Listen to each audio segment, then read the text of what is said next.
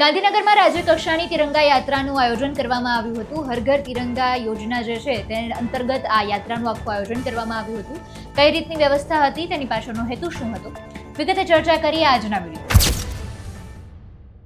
નમસ્કાર, આપની સાથે હું આકાંક્ષા. તમે જોઈ રહ્યા છો રાજકોટ. ગાંધીનગરમાં સીએમ ભૂપેન્દ્ર પટેલની હાજરીમાં રાજ્ય કક્ષાની તિરંગા યાત્રાનું આયોજન કરવામાં આવ્યું હતું. ગાંધીનગર મહાનગરપાલિકા અને જિલ્લા વહીવટી પ્રશાસન દ્વારા હર ઘર તિરંગા અભિયાન અંતર્ગત આજે આખું ભવ્ય યાત્રાનું આયોજન કરવામાં આવ્યું હતું.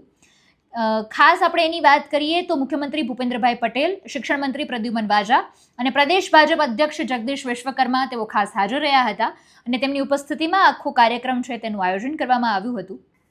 આ ભવ્ય યાત્રામાં આપણે અંદાજિત વાત કરીએ તો 25,000 જેટલા નાગરિકો સહભાગી થયા હતા. આ યાત્રા શહેરના G6 સર્કલથી પ્રસ્થાન કરી G6 અને Ch6 સર્કલ થઈને નમસ્તે સર્કલ ખાતે સંપન્ન કરવામાં આવી હતી.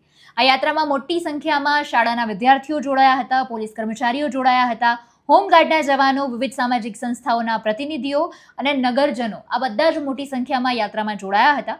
યાત્રામાં જોડાયેલા તમામ લોકોના હાથમાં રાષ્ટ્રધ્વજ જોવા મળ્યો હતો. દેશના વીર સ્વાતંત્ર્ય સેનાનીઓના આકર્ષક કટઆઉટ્સ પણ જોવા મળ્યા હતા.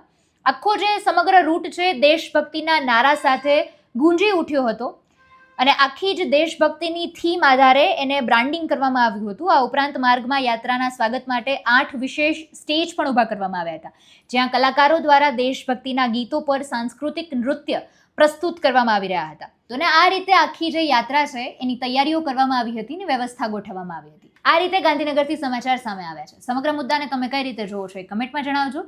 ફરી મળીશું. અમને રજા આપશો. નમસ્કાર.